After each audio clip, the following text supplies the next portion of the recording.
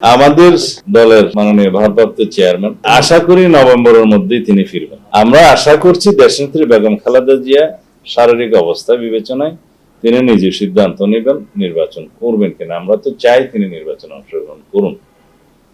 আর দলের মাননীয় ভারপ্রাপ্ত চেয়ারম্যান তো অবশ্যই নির্বাচন করবেন, তিনি তো সেটা সাক্ষাৎকারে বলেই দিয়েছেন।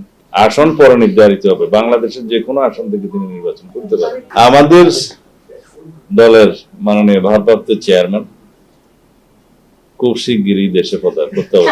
আপনারা খুব শিগগির জানতে পারবেন নির্ধারিত তারিখ। আশা করি নভেম্বরের মধ্যেই তিনি ফিরবেন। বিদ্রোহী প্রার্থী যদি দাঁড়ায় দলের বিপক্ষে গিয়ে, তার বিরুদ্ধে আপনারা কি ব্যবস্থা নেবেন? আশা করি কেউ দাঁড়াবে না। আমরা সমঝোতার ভিত্তিতে আলাপ আলোচনার মধ্য দিয়ে সিঙ্গেল প্রার্থী নির্ধারণ করতে পারবো। তারপরেও যদি কেউ দলের শৃঙ্খলা ভঙ্গ করে, তো শৃঙ্খলা ভঙ্গের জন্য যে ব্যবস্থা আমরা নিয়ে থাকি সাংগঠনিক ব্যবস্থাই হবে। টানা তৃতীয়বার অর্জন করেছে দেশের সেরা সুপার ব্র্যান্ড স্বীকৃতি বসুন্ধরা টিস্যু।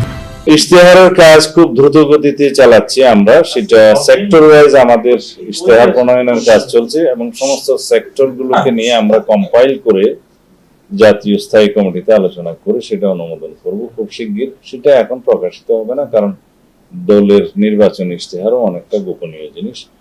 সেটা তফসিল ঘোষণার পরেই আমরা সাধারণত প্রকাশ করে থাকি, প্রেসের মাধ্যমে প্রকাশ করি।